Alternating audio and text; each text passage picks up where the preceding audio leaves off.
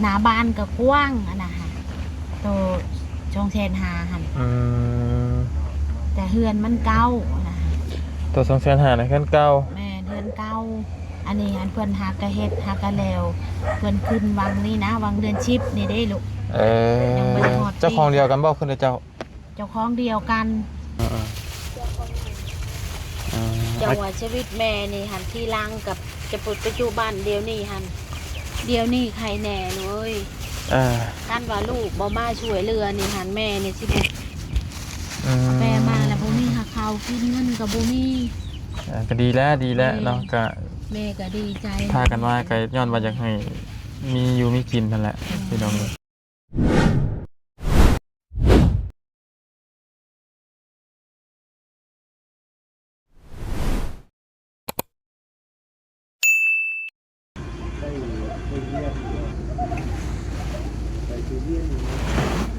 กราบสบายดีและสวัสดีพ่อแม่พี่น้องเนาะเบิดกุศลทุกคนพี่น้องเลยยินดีต้อนรับเข้าสู่ช่องของบ่ยาวซาแนลเด้อพี่น้องเด้อส่งสวยๆให้จักหน่อยพี่น้องเลยเนาะเอาหลังจากคลิปที่แล้วพี่น้องก็คลิปตั้งแต่เมื่อวานนี่เนาะก็พากันแจกเครื่องแจกของก็รู้สึกว่าตอนนี้ก็บ่สบายพี่น้องเลยทั้งบ่ยาวแล้วก็ทีมงานรู้สึกว่าอ่อนๆแอดๆเนาะแต่ละคนตอนนี้ก็แต่ก็เฮ็ดได้ฟื้นไปพี่น้องเฮาได้เว้าไว้แล้วเนาะส่วนบ่ยาวก็ยังเจ็บไข้อยู่พี่น้องเลยเนาะเป็นจังเจ็บแบบบ่รู้สาเหตุมันก็จักสิว่าจังไดพี่น้องพี่ไผสิว่าจังไดก็อย่าที่พี่น้องเอ้ยแต่ว่ามันสำหรับบ่ยาวว่ามันบ่แม่นเรื่องอายแล้วพี่น้องเอ้ยเนาะก็นี่แหละพังเบิ่งไปแจกเกิดแจกของมื้อนี้พี่น้องเอ้ยถ้าว่ามันยังบ่จังไดก็สิไปตรวจไปหาอยู่หาหมอเนาะก็ตามที่บ่ยาวถามหมู่ครูผู้ชายนำกันนี่แทบจะเป็นทุกคนนะพี่น้องก็ที่ผ่านมานะเนาะแต่ว่ามันเศร้าพี่น้องเอ้ยเนาะเป็นแทบทุกคนแต่ว่ามันสิเป็นลักษณะใดพี่น้องเอ้ยเนาะใครก็เป็นตะกี้แต่ก่อนพี่น้องเอ้ยเนาะเอาได้สักว่าก็ดอกพี่น้องเอ้ยตัวนั้นพอดีมื้อนี้ก็มีนัดหมายกันไปแข่งขมวนคือเมืองทาบกนี่แหละพี่น้องเอ้ยเนาะแล้วก็ก่อนที่ไปก็บ่ยาวก็ได้แวะมาเบิ่งน้อง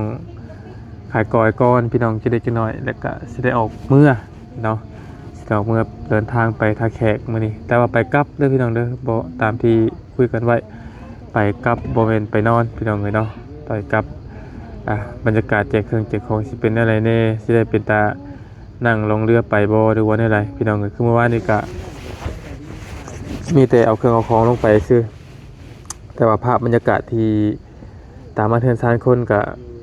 บ่ยาวเขาบ่ถึงจับเมื่อวานนี้พี่น้องเลยเนื่องจากว่าเฮือเพิ่นบ่พอให้ทางทีมงานเข้าไปเนาะแล้วก็ถ้าทางทีมงานมีบ่เตียงสาวน้อยบ่บุญบ่จันทร์ที่ได้ไปเนาะเมื่อวานนี้บ่เป็นหยังพี่น้องเอ้ยเดี๋ยวติดตามเบิ่งอีกมื้อนี้พี่น้องเอ้ยว่าเฮาจะได้เข้าไปอีกบ่มื้อนี้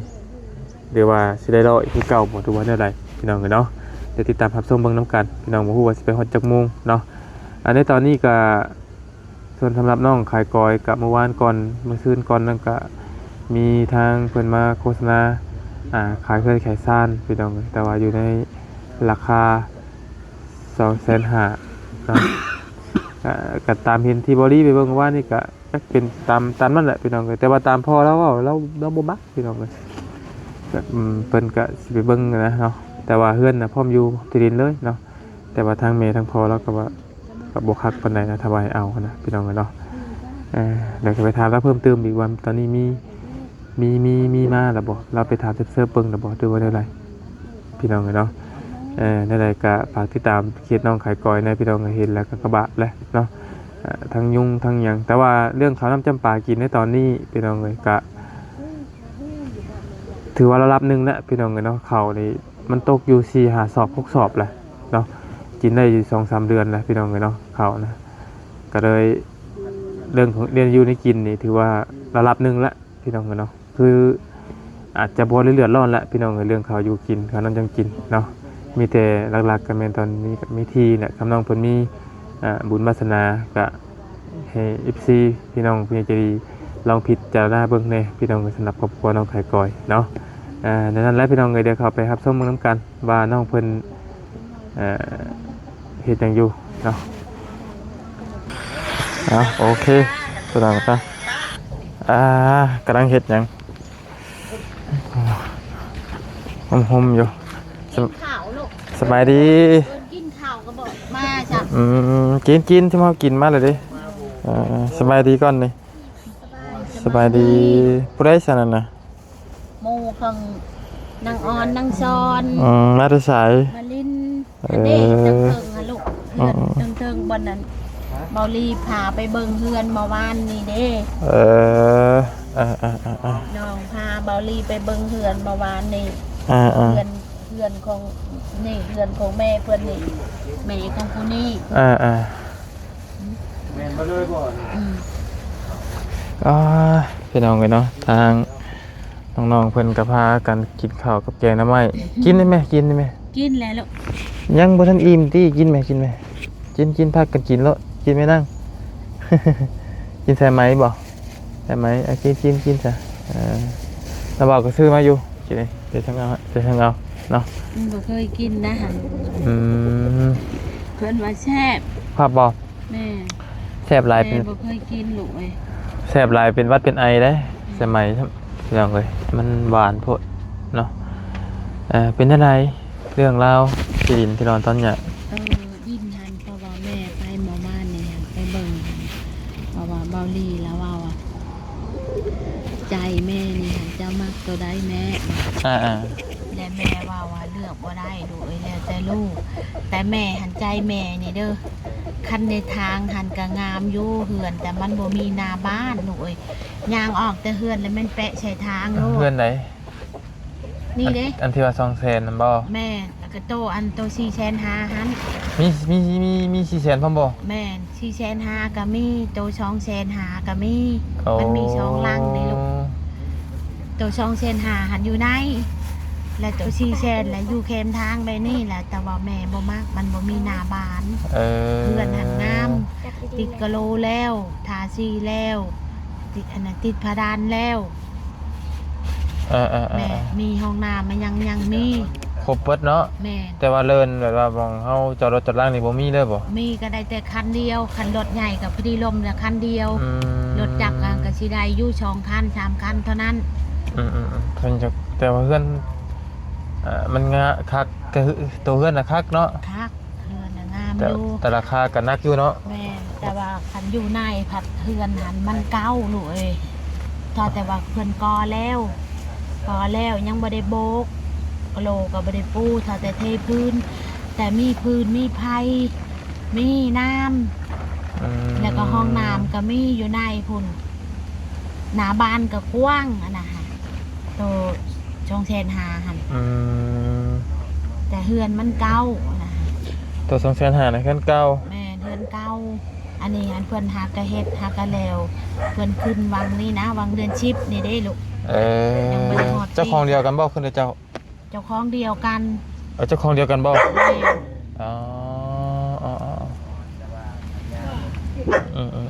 เจ้าของเดียวกันเนาะเจ้าเดียวกันผมมีกับมีลายดีเพื่อนทานกับพี่น้องกันเนาะ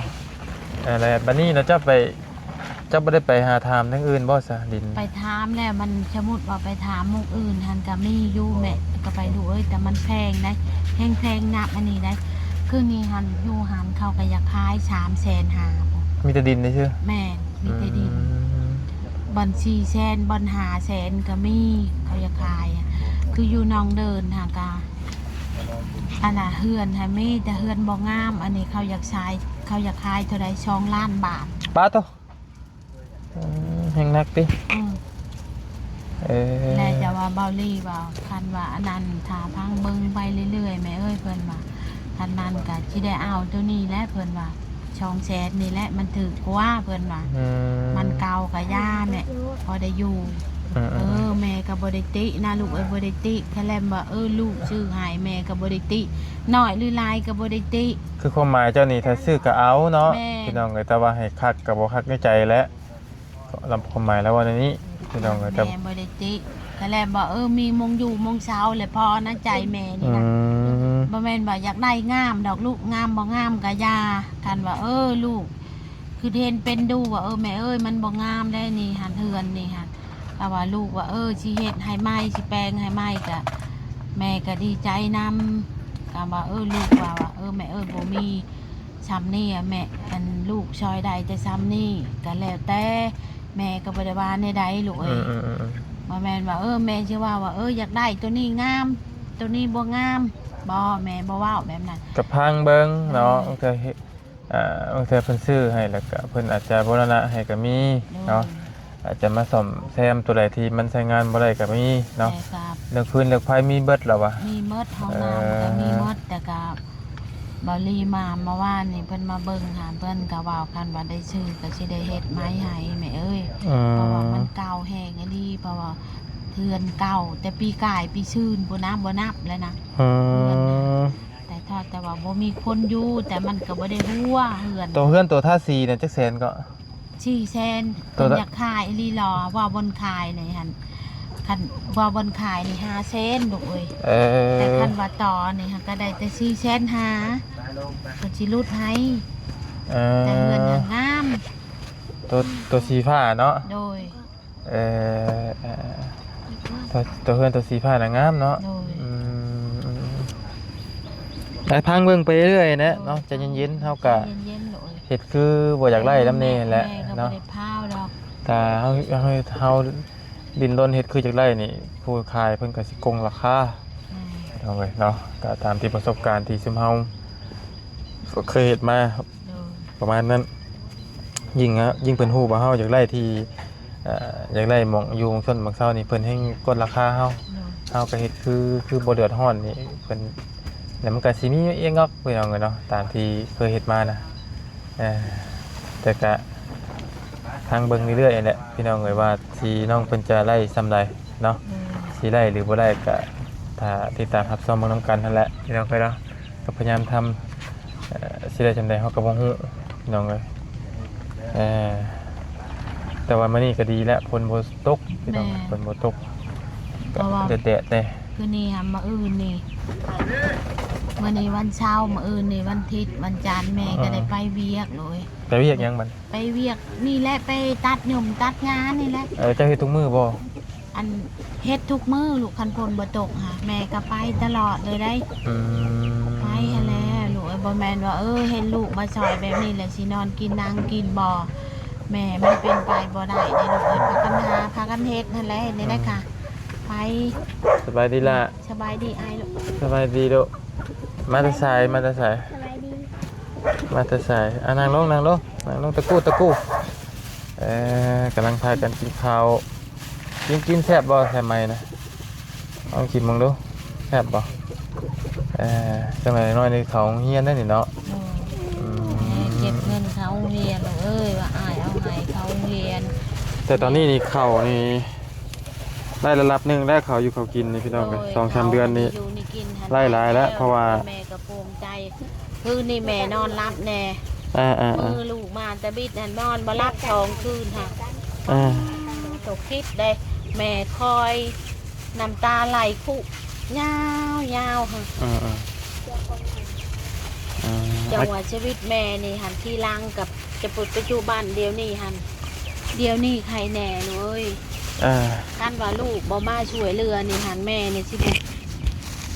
แม่มาแล้วบ่มีหาข้าวกินเงินกับบ่มีก็ดีแล้วเนาะก็แม่ก็ดีใจพากันว่าก็ย้อนว่าอยากให้มีอยู่มีกินนั่นแหละพี่น้องกระบะนั่นแหละลูกมาเมื่อวานนี่ก็ยกมือเอาขอบใจเด้ออายว่าสิ่งต่ออายมาซอยพ่อซอยแม่มาช่วยเรืออายให้อายหาเงินมาความเหี่ยวงานก็ให้เดินไปมือหนามือในไปใช้ก็สะดวกสบายหาเงินหาคำก็ให้ได้เบิ่งพ่อเบิ่งแม่ลูกก็มันก็บ่มีลูกมันก็อยู่เฮือนเป็นที่วาวกับชุมช่างกับพัวนี่ยังบ่ได้มันก็อยู่เฮือนยาว่าฉันจักตอนนี้ถ้าพ่อไปได้ซะพ่อยังน้อยไปเวียกบ่ไปหามท้อหั่นแหละยังบ่แล้วอยู่ท้อปันหมูกินน้ำติลูกปันหมูกินน้ำติขนมปันกินดอดเอาให้เพิ่นดอด ปั่นกันกินแหละเฮ้ย กินได้ขนมนั่นแหละ กินห้ามกินน้ำกันน่ะนั่งอยู่ดีเลยเฮ้ยนั่งอยู่ดีกินน้ำกันนะเนาะ มาลินน้ำผู้ยิงเอาเงียบไปน้ำกันเด็กเดือนตอนแรงกะทันพอกับแม่บอกไปฮับเอาไก่ย่างมาย่างกับมูนี่แหละเดี๋ยวสังว่ากันเนาะครอบครัวน้องหน่อยสังว่ากันเอาครอบครัวเจ้าก่อนนี่กินบ้างด้วยล่ะแซ่บบ่แซ่บทำไรแซ่บทำไรแซ่บแห้งทำไร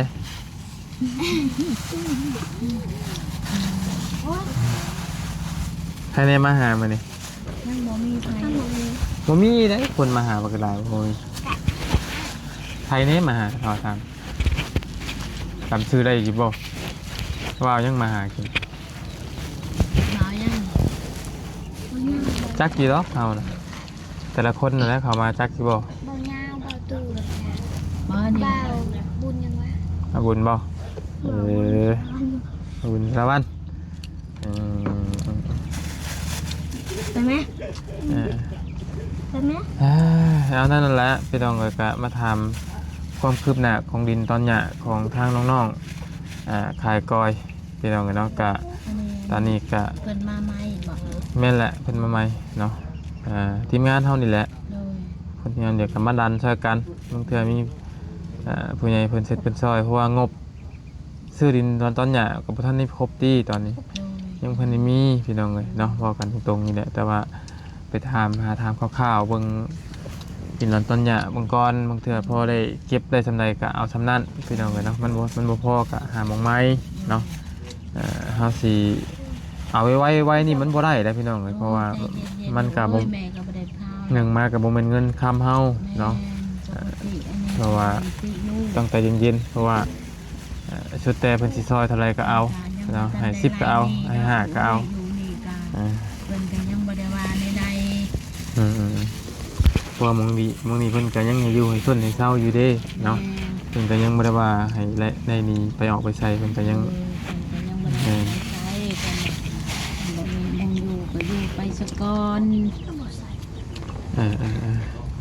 ให้แกงหน่อไม้นี่เด้อ แม่ เจ้าคือบ่แกงเอง แกงบ่เป็น อ้าวบ่เป็นแน่ๆต้มหน่อไม้ใส่หม้อซื่อตำข้าวเบื่อตำยะนางสั้นก็เอาขี้มือเจ้านั่นยี่ขี้มือ แม่บ่กินลูก ฮะ แม่ตำเอาได้ตำใส่ข้าวเบื่อตำแล้วก็ตองเอา ได้เบิดแม่ท่านบ่ยองนี่หั่นแม่บ่อยากกินปานใด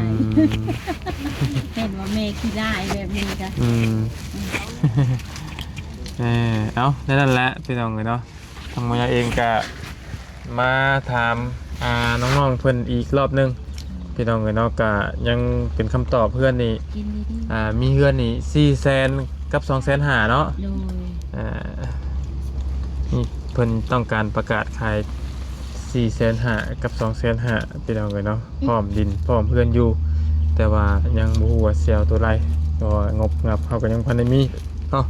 หรือว่าอาจจะได้ไปอยู่ดินจัดสรรกับบ่ฮู้บ่แน่พี่น้องเลยเนาะก็เบิ่งตามงบเข้ามานี่แหละเฮาเว้าปึดปัดผู้เดียวบ่ได้พี่น้องเลยของมื้อนี้เนาะเท่านั้นแหละไปเอาขนมน้ำระบาปะเอาบ่ ขอบใจลูกขอบใจนะบ่าว ขอบใจว่าเป็นหยังเป็นหยังเนาะบ่ค่อยอยู่ดีมีแฮงปานใดเป็นไข้เป็นหนาวอยู่ซุมเฮากะ บอก ดูดีมีไปใช้กันตลอดปลอดภัยได้ โดย ตาก็ให้หายไปเลยหาเงินหาคำ สาธุ ขาดเข้ามา โดย ได้สิ่งใดก็ให้ได้สิ่งนั้น สาธุเนาะไปลูกไปมาเอาขนมมา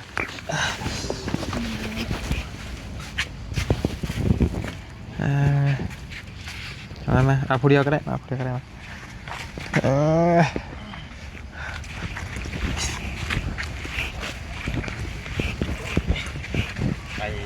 ใส่ต้องทำใส่ต้องทำเลยครับเมื่อยเลยยังบ่เศร้าอยู่ เอาล่ามผ้าละได้ไปนะเลยนะโค้มันโค้ ว่าไหนส่องใครเลย เข้ากันเดียวเนาะ เจ็บทำจนไข่ขึ้นเลยโอ้ดีนะ นะจะไปตรวจได้บ่ยาวใส่ต้องทำนะ ใส่ยังเคยนะใส่อันในท้องเขานี่บ่ จังว่าเนี่ย โมเมนตี้เนาะ ได้ยินแต่เพิ่นว่า เป็นเส้นเลือดซื่อๆติโมเมนบ่ใส่นั่นสิไปลงหำ ใส่ยังก็ได้ โมเมนเป็นเส้น เขาเฒ่าข่อยนี่เพื่อนแล้ว เป็นเส้นเลือด จำแทนคนเลือกเมาอ่ะ ตัดใจเด้อ เวลาเราเจ็บนี่เราสิบีได้ขึ้น ไปใส่พี่น้องเลยอยู่ดีมีแห้งพวกกระสุนทุกคน